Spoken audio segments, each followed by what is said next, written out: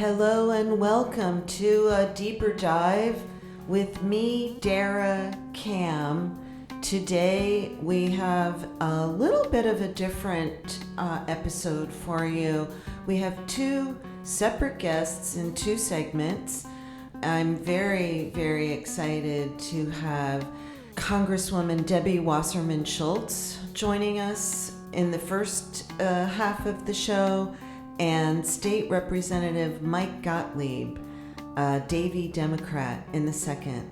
And we will be talking about the war in Israel, the special session, the Florida legislature special session, addressing the war between Israel and Hamas right now, and much, much more. A very informative and interesting conversation ahead. Please join me for a deeper dive into the war in Israel and the rise in anti-Semitism. You're listening to A Deeper Dive with Dara, a podcast by the News Service of Florida.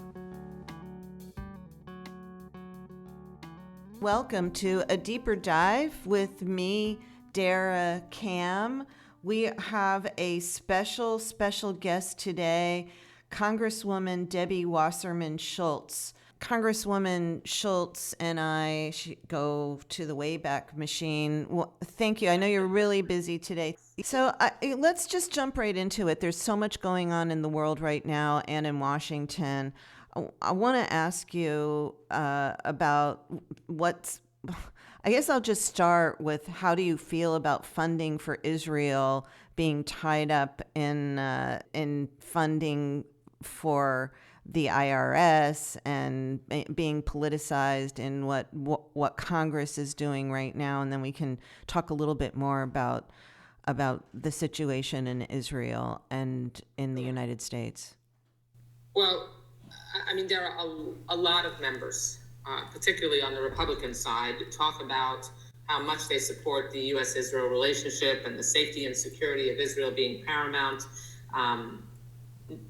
It couldn't be more true than it is right now, with Israel being in her time of crisis. And I was appalled, aghast, fill in the blank of the depth of my concern at the gross politicization of critical funding and an unprecedented conditioning of emergency aid to Israel by Speaker Johnson and his Republican colleagues. I worked all week during the lead up to that vote to rid this bill of the poison it contained by, and the hypocrisy and irony of attaching IRS cuts as a quote unquote pay for, when it was not a pay for. It actually ballooned the deficit, according to CBO, by $26.5 billion. So not only, it just demonstrated that this was pure politics to try to catch Democrats in a gotcha vote, making us choose as if we were choosing to fund the IRS over getting vital aid to Israel in her hour of need. And for me, as a Jew and as a Zionist, as the representative of a large Jewish community, I personally needed to cast my vote to stand by Israel and provide that funding. But I did everything I could to minimize the number of Democrats that voted for it, because it was a cynical ploy, and we need to urgently get Israel that funding immediately. And that bill was dead on arrival in the Senate. Yeah, I know you do have a very large community in your district, including my aunt and uncle, who are huge DWS fans, by the way. Yeah. Your answer kind of leads into my next question: how the change in leadership and the new speaker how that changed the dynamics in the House, or are we seeing kind of more of the same with these MAGA Republicans kind of controlling the show? Yeah, well, Speaker Johnson is rapidly earning that MAGA Mike moniker every single day. He is, benefiting from a honeymoon period with his colleagues, but he is cut from the MAGA extremist cloth, and proudly so. He is, packaged a little bit more nicely and benignly because he doesn't use volatile words. But at the end of the day, what he puts on the floor is very extreme, from the bill that conditioned aid to Israel for the first time, to slash and burn appropriations bills that cut the heart out of taking care of our seniors, our children, slashing consumer protection in the bill that we have on the floor today, from the Consumer Product Safety Commission, from National Security Council, from the Office of Drug Control Policy. I mean, the list goes on. I'm not sure that their rhetoric matches their policy when they, rail against the amount of fentanyl coming into our country, but cut funding for the Office of Drug Control Policies. Yet the bill was in so much trouble that they had to pull it from the floor last night because they couldn't even get their own members to vote for it. So they're still the mess that resulted in McCarthy losing his speakership.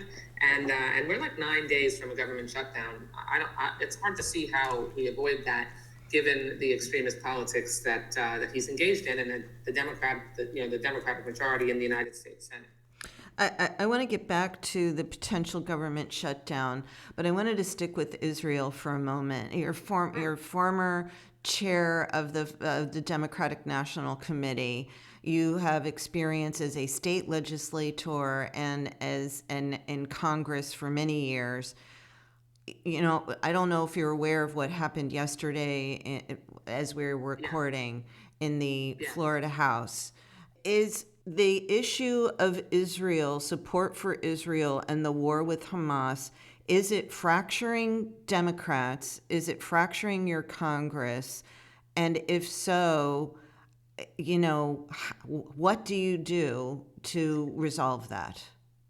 It's not. And I am familiar with Representative Nixon's resolution that came up. But I mean, let's step back for a second and look at why they were even in special session to begin with. I mean, it's very clear that Ron DeSantis has a presidential campaign that is dropping like a rock, and he needed to put up a bunch of votes on the board in an agenda that was reflective more of national priorities, while ignoring the real needs that we have to address the housing affordability crisis, healthcare costs, making sure that we can have children not losing their childcare slots, which is on his watch and his fault, because he's allowing it to happen. Those are the things, and that's the crisis that a special session should have addressed. So again, Republicans, what's disturbing is that Republicans put that resolution on the floor, which normally would never made a special session agenda, because they want to use Israel as a political wedge. And we have always pledged in a bipartisan way not to make the U.S.-Israel relationship political, and Republicans see it as an opportunity to try to make it political, but that is not going to be allowed to happen. Representative Nixon's resolution only got 2 yes votes on the Democratic side of the aisle. That's certainly not critical mass, not even close. The overwhelming majority of Democrats have demonstrated time and again, including now, that we stand strongly for the safety and security of Israel, and that is paramount for her in this time of crisis. How do you govern when getting back? Thank you for that answer. How do you govern when policy is being established for, that everything is so politicized? It feels. We joke, right? We always say, "Oh, it's worse this year than ever before." I mean, this has been sort of a mantra every year as I walk the state capitol halls. Yeah. I'm sure you hear it up there in Washington too. But I mean, we do really appear to be at a critical juncture in our nation. How do you govern when it is my side, when it's us versus them, and the idea of negotiation or compromise is anathema to leaders. But that's the beauty of the legislative process, is that you have to put your head down, and I do every day, to try to plow through the noise and the chaos and try to forge wins through alliances, negotiation, relationships. I spent half my day on the floor yesterday on the Republican side of the aisle, which resulted in successfully defeating a Republican amendment that would have eliminated funding to ensure that cars are equipped with drunk driving technology that will help save lives. And we did that in a bipartisan way and defeated that amendment in a bipartisan fashion because we worked together across the aisle. The legislation, the appropriations bill I spoke on the floor about today, crafted by Republicans. I'm a senior member of the Appropriations Committee. The chairman put, and you'll remember, I think that I was very involved in passing state drowning prevention legislation. Mm-hmm. I passed federal drowning prevention legislation as well, where the chairman he increased the amount of funding after I spoke to him and explained the issue to him, and he added funding rather than cutting in that bill so that we could save more children's lives and prevent them from drowning. Now, those are smaller wins, but I mean, to me, if we can save lives by making sure that we build relationships and not just write each other off and say, oh, everything's going to hell, then that's a win. And you have to take the wins in the legislative process. I always say as a legislator that in order not to be despondent, like what you just described, you have to delight in incremental change. And sometimes you're able to do things like pass the Affordable Care Act or the PACT Act that helped make sure that veterans exposed to toxic substances during wartime can get the health care that they need, and it's presumed to be caused by their exposure to it. And sometimes you have smaller wins like the ones I just described. What are you hearing about the rise in anti-Semitism is something that many people are concerned about. I don't know how you all are managing that up in D.C., but I'm hearing a lot of reports from my peers down in South Florida, particularly, and Central Florida, about a rise in anti-Semitism. I mean, what do you attribute that to, and what can you as legislators do to try to rein that in? So, I mean, I'm glad you brought that up because the explosion in anti-Semitism is not only in South Florida, but all across the country. I mean, you've had Jewish hate crimes and attacks that were already at record levels before the terror attack on October 7th. And the war with Hamas has only exacerbated that. Since the massacre of Israelis and the taking of 240 hostages, anti-Semitic incidents are up nearly 400%. Wow. The war not only emboldened anti-Semitic super spreaders on our campuses to defend Hamas, but it's generating a frightening spike in Islamophobia too. So it's not just anti-Semitism. ADL tracked anti-Israel rallies since October 7th, and at more than 100 of them, they found shocking amounts of support for Hamas or violence against Jews here at home and in Israel. And I'm thankful that President Biden, long before October 7th, put forward the first national strategy to combat anti-Semitism. And the other day, he just started the beginnings of the same thing to attack Islamophobia. And it's incredible that we have a whole of government approach that has been taken to ensuring that whether it's the Department of Education federally that just sent a letter to universities across the country that they are responsible for protecting their students based on their identity and affinity as Jews or as Muslims, and that they can't just ignore attacks that make those students feel unsafe or professors feel unsafe on their campuses, to ensuring that the Department of Justice is prosecuting hate crimes when people are violating the law and engaging in the kind of incitement to violence or actual violence. So one of the things that I've been doing is I co-founded and co-chair the Interparliamentary Task Force to Combat Online Anti-Semitism. Because, Dara, one of the things that people have to realize is that the reason, in large part, that this is being exponentially increased across the country, anti-Semitism is because social media companies refuse to modify their algorithms to stop allowing hate to be fueled by hate. And people are fed more and more hate-filled content the more they look at it. And so our task force, working across the world with parliamentarians from all over the globe, are working diligently to push the social media companies to change their policies, to get technology experts involved. And we're starting to see some progress, but we've got a long way to go. And we are probably going to eventually have to make them do it to some degree, like repealing Section 230, Right. Which is a part of the federal law that shields social media companies from liability, which years ago, when they first were able to say that they're just a bulletin board, that, control content, was fine. But fast forward 20-something years later, and that's no longer the case. Yeah, they're more like a utility now than they exactly. were back when that law was crafted. Then you actually, that sort of feeds into another question. It's a difficult balance, isn't it, with the protection of Jewish and Muslim students and citizens and freedom of expression and the First Amendment? It really shouldn't be.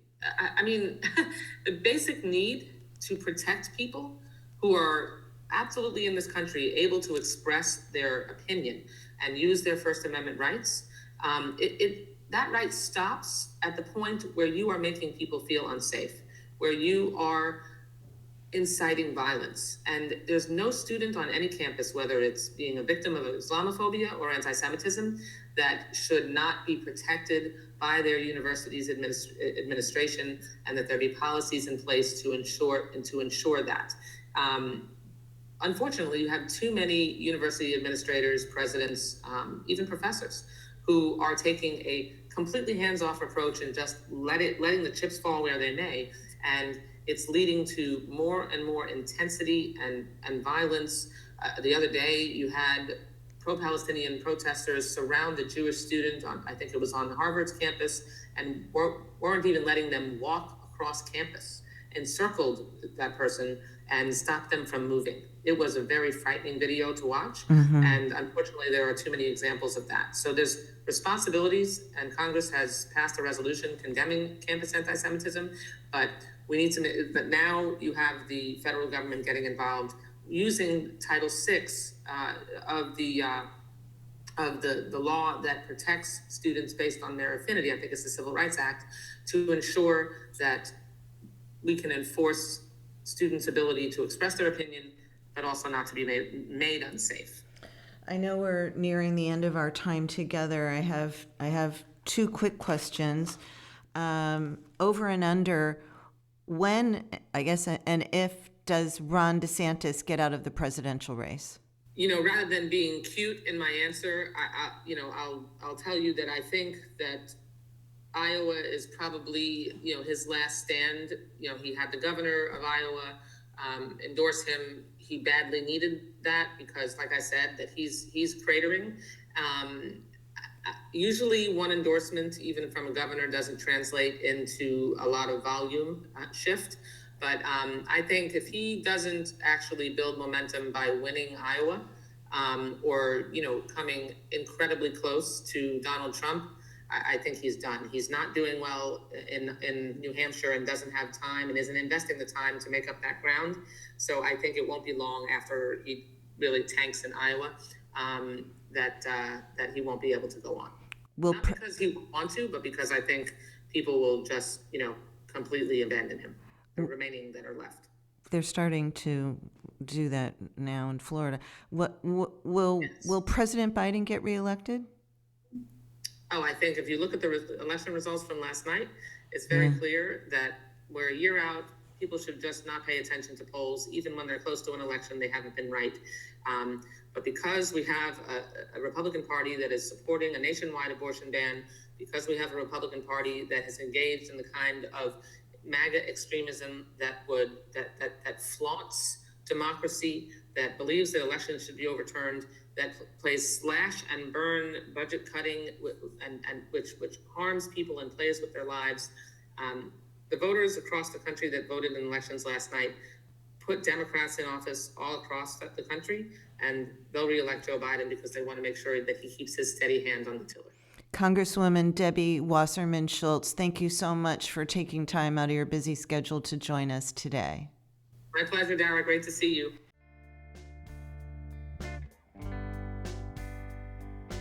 Thanks for joining us. We'll be right back.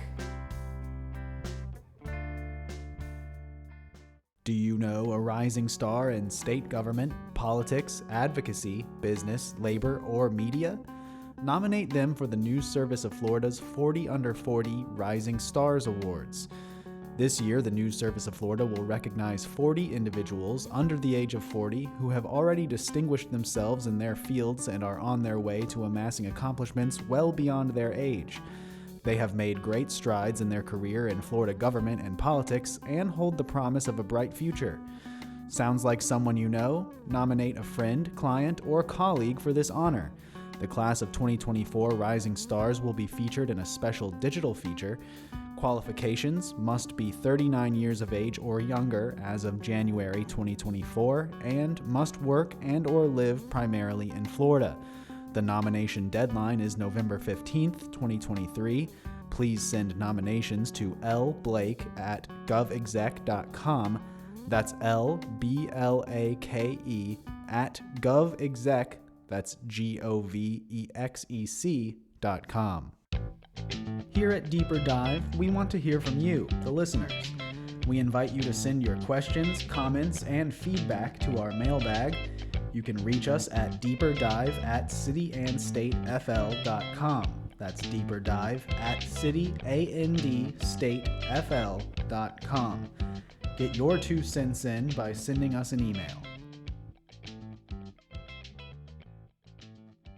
Welcome back to A Deeper Dive with Dara. Today, we are really excited to have a special guest, State Representative Mike Gottleib, a Davie Democrat who is chair of the Florida Legislative Jewish Caucus. Representative Gottleib, thank you very much for joining us today. Thanks for having me on, Dara. There's a lot's been going on over the past couple of days. As we're recording this now, you have just ended a special session. There were many things discussed, and there was a very controversial resolution. You got up and spoke against it yesterday. It would have, it was aimed at a ceasefire in the Gaza Strip. You gave a very emotional response to that, which was filed by a fellow Democrat. And first thing I want to ask you is, how are you doing? How are you feeling right now? That was a very difficult session yesterday. Yeah, so yesterday's session was definitely, I think, emotionally charged for many reasons. I think as Jews, we are reeling from the horrors which are only a month away, a month behind us. That's just a horrific thing to see your friends, family, loved ones go through. And it's one thing to be at war. It's another when you suffer such indignities and atrocities as beheading people, beheading children, baking them in the ovens, mutilating women, cutting fetuses out of women and burning them. Those emotional scars last, I think, for me, for Jews, and really for the world who is sympathetic to that plight for a very long time. Just on the surface of it, what you described is emotionally traumatizing, but what happened a month ago is a trigger for Jews who carry an intergenerational trauma from not only the Holocaust, but as you spoke about yesterday, the 5,700 years of persecution. I'd like you to talk about how significant Israel is to Jewish people and the Jewish community, and why this traumatic event is is such a trigger for us. Well, I mean, Israel is the cradle of our religion. It's the in terms of just being, where Judaism was born is one significance. But obviously, after, the British Mandate, more importantly, it's a safe haven for Jews from the diaspora to be able to go in the event of another Holocaust. It is the tiniest sliver of land among 22 Arab nations. And let me say again, it's a safe haven. It's where we're supposed to go to be protected in the event of another Holocaust. And it's where we're supposed to be able to enjoy peace and tranquility. And something that we've worked for and have cultivated that land to be a homeland for Jews. And when I say cultivated, religiously, we've farmed it, we've improved it, and we have made it a homeland. And when 30 plus communities get attacked by 9,500 plus bombs, we are shaken to our core. And there is no ability to respond in any other way than to eradicate Hamas so that we can enjoy that piece of land for its intended purpose as, number one, our religious homeland, and number two, our safe harbor, our place to go with our brothers to be free from persecution. State Representative Angie Nixon's proposal would have called for an immediate de-escalation and ceasefire in the war between Israel and Hamas. She's a Jacksonville Democrat. You're a fellow Democrat. There were only one other Democrat voted for that proposal.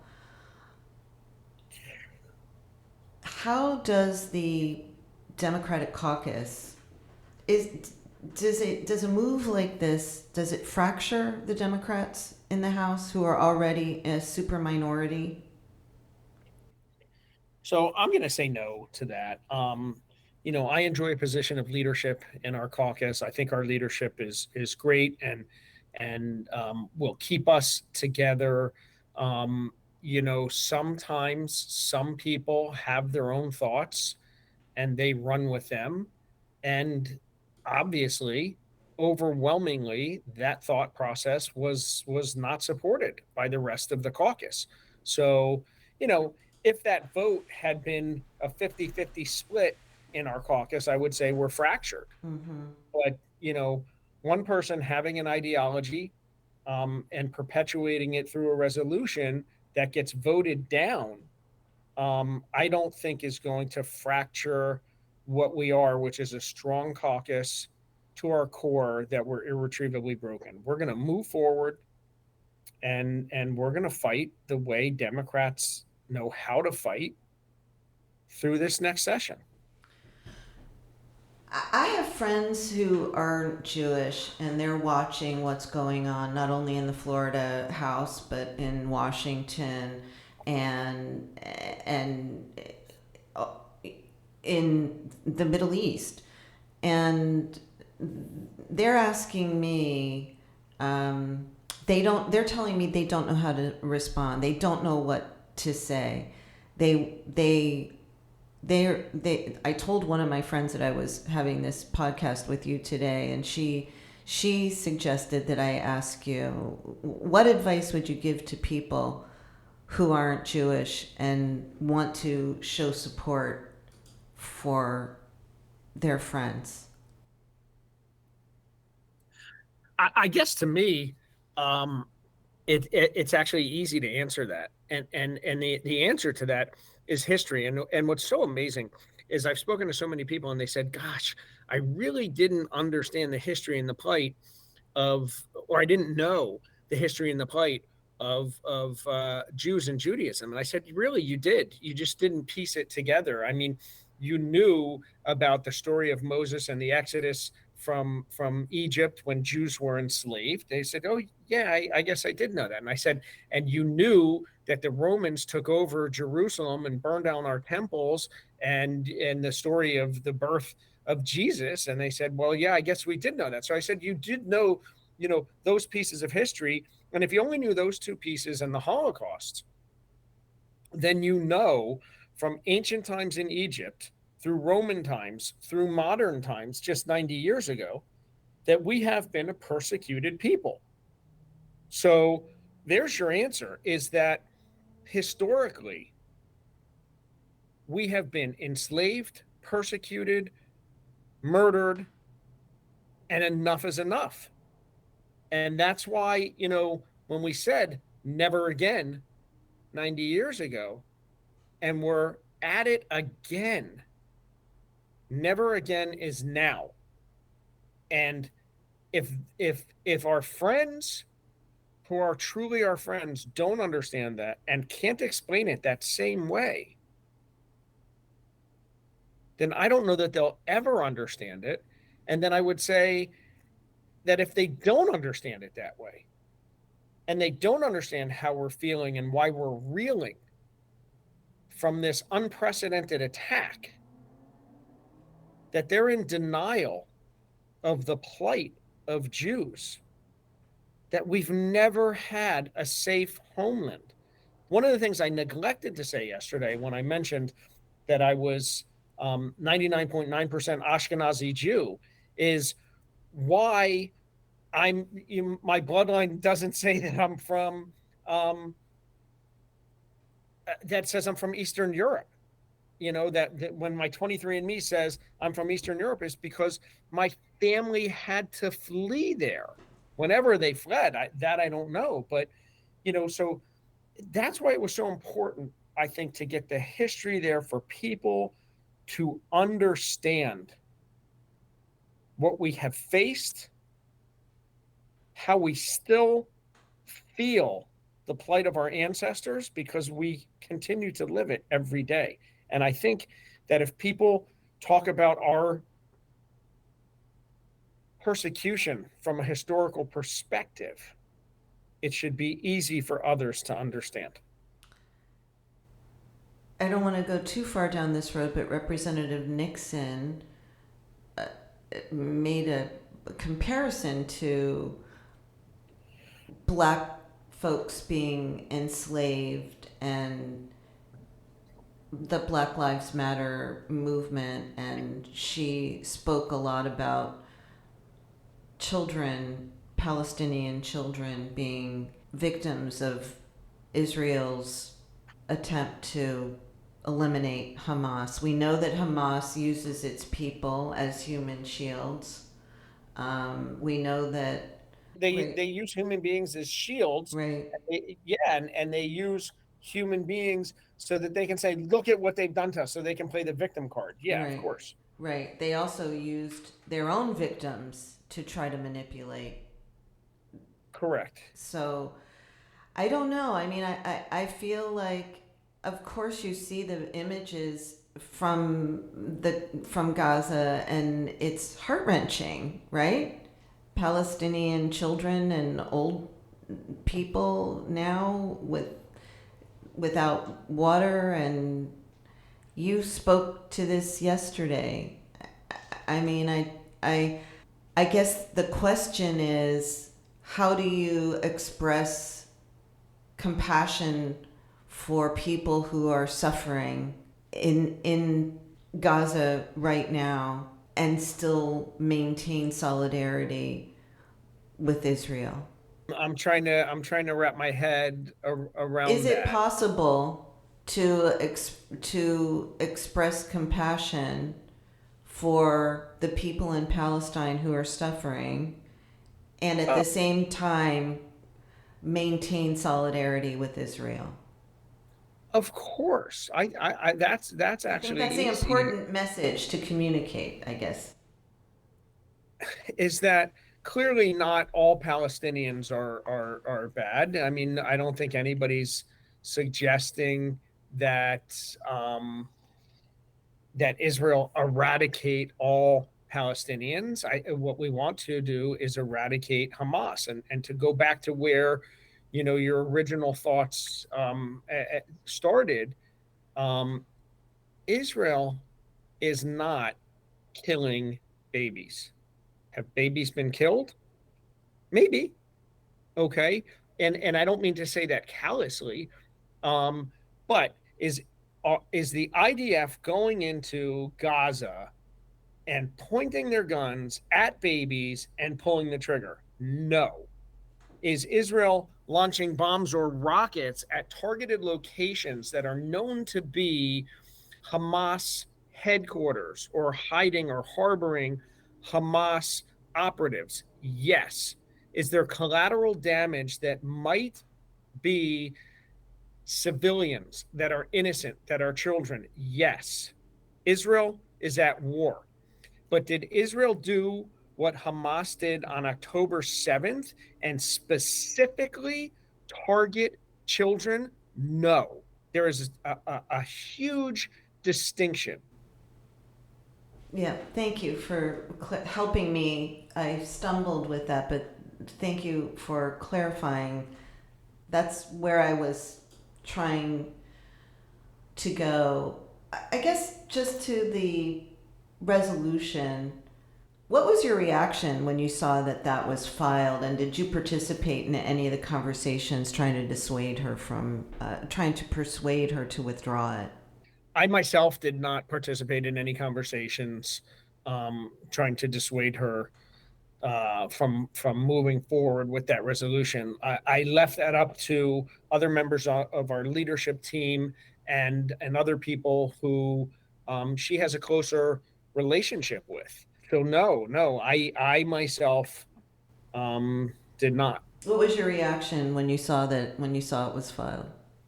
I mean, we knew it was probably coming. Okay. So there was no surprise, but definitely disbelief, you know, for our session to, be somewhat Israel centric.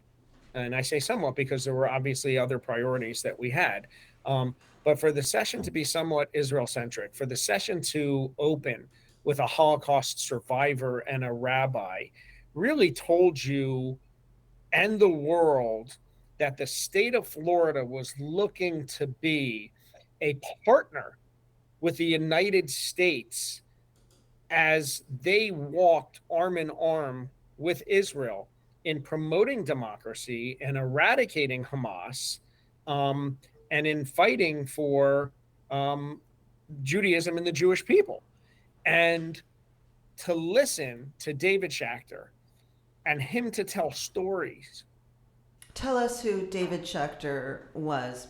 So he's just a sweetheart of a man who I had the opportunity to really spend some time with. Who it always amazes me when you meet a Holocaust survivor, which he is one, and yet they still have a positive outlook on life. Mm-hmm.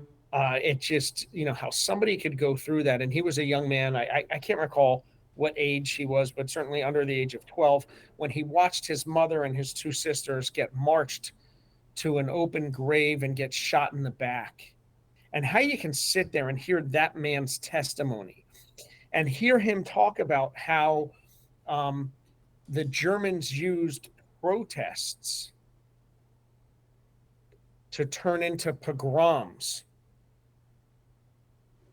and still file that bill. and still ask for a ceasefire.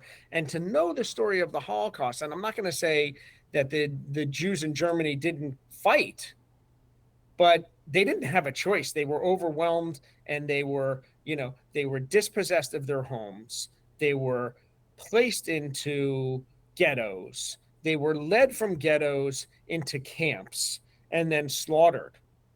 That's what will never happen again. And in order for that to never happen again, we must rise up and fight and defend ourselves. And if something else bad happens in the process, as long as we didn't start the fight, and we didn't start this fight, and this was not a land grab, this was a motion by Hamas to eradicate Jews for the sake of eradicating Jews. And that cannot, will not, should not ever happen again. Never again is now. And that's my response to that resolution. You talked a little bit about contempt when you were speaking from the well. Yeah. And I'd like you to maybe remind our listeners about what you said in that regard. Well, so I didn't have anything written down, but one of the credos, I guess, that I have always lived by is contempt before investigation will lead a person into everlasting ignorance. Meaning that, if you form your opinion, if you judge a book by its cover, then you're living in ignorance. That's essentially what that means. And so what I said was contempt before investigation will lead a person into ignorance.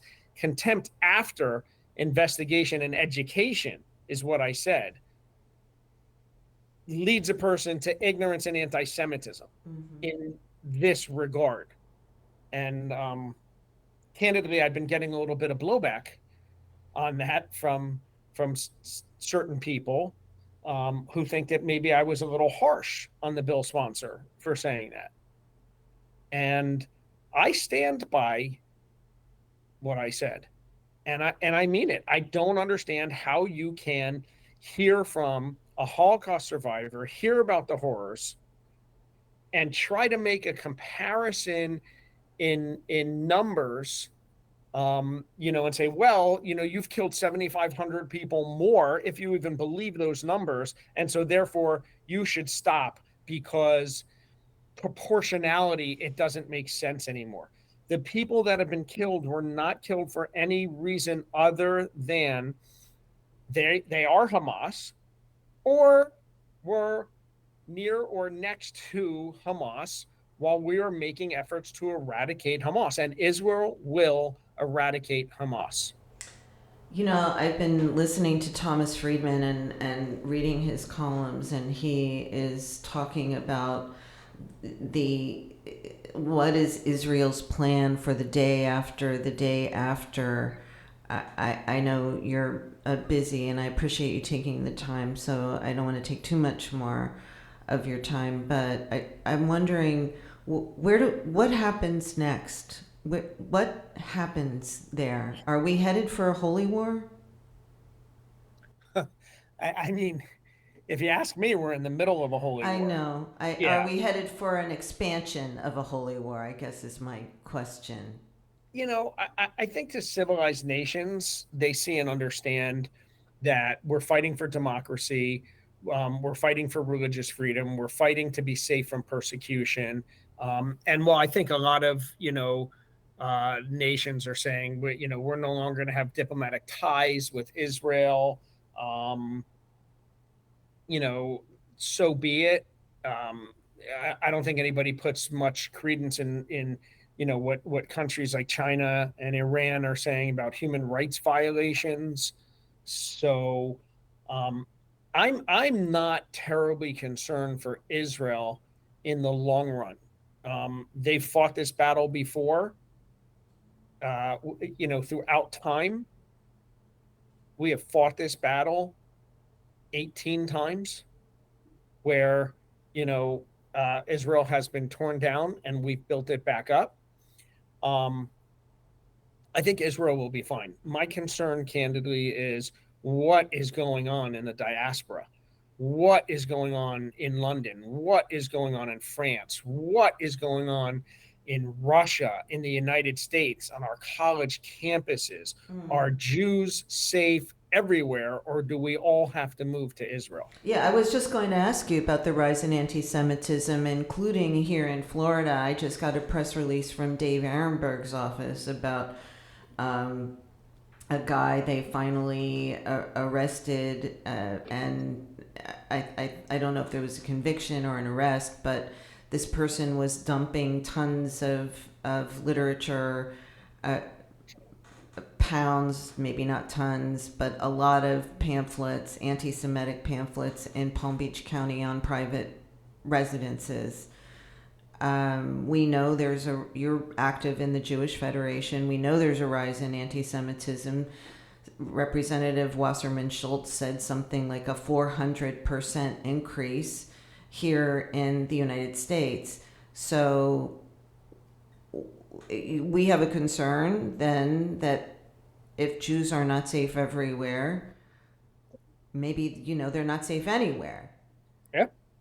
So, the interesting thing about that 400% increase in anti-Semitism is that's up over last year, which was up about 30%, I believe. And it's only reported also, right? Correct. In terms of incidents that are reported, right, and as anti-Semitism. Right. So, we could just call it an even 500%, but the truth of the matter is there's nothing that's acceptable. Just like, Islamophobia isn't acceptable. And when we were coming out of, COVID, the anti-China sentiment wasn't acceptable. We should all be able to live in peace and harmony. And it's really sad that in today's day and age, people can't have their own religion and pray their own way in peace. And that we're holding on to an age-old dispute. And I don't even, what I really don't understand people allying themselves with Hamas is they just want to kill Jews for the sake of killing Jews, and that's their religious guidance, and people think that's okay. Our moral compass has gone so far astray that you have to ask yourself, not is it safe for Jews to live anywhere, is it really safe for anyone to live anywhere? Because who is Hamas going after they eradicate the Jews? They've said it, the Christians. My last question, it seems like this, when I was watching this unfold in the immediate aftermath, it felt, and many people likened it to Israel's 9/11, only exponentially much more so. And we saw everyone unite after 9/11. The country came together for, maybe it was a brief period of time, but in the United States, it seems to me now that we are driving, that this event, that briefly, this war, this attack on Israel, this savage attack on Israel by Hamas, in the immediate aftermath of that, everyone was coming together. And now it feels like we really are drifting into our separate corners. Am I overstating what's happening? No, I think you're 100% correct. But apparently, that sentiment suggests that Jews don't have the right to defend ourselves. America does, but Jews don't. So what's the answer? That's just inherently wrong. That condemnation of our right to defend ourselves is wrong. Where do you think we're going to be in about 2 or 3 months from now? I hope and pray in a better, safer place than we are today. But I'm scared. I am scared for what our future holds I'm afraid that the bias built into social media, the ability of unknown entities to program and imprint on young kids' minds and to turn people so fast and so radicalized, it's just a dangerous position that we're all in. And I think that the media thrives on this. Oh gosh, please, not it's the media's fault. I didn't say that, but the media thrives on it. And it's incredible how quickly we're able to get information out there. And the media does love, you're not hearing about other atrocities that are taking place in the world right now, and they're there. Center stage is Israel, but there's other atrocities that are taking place, but they're not front and center.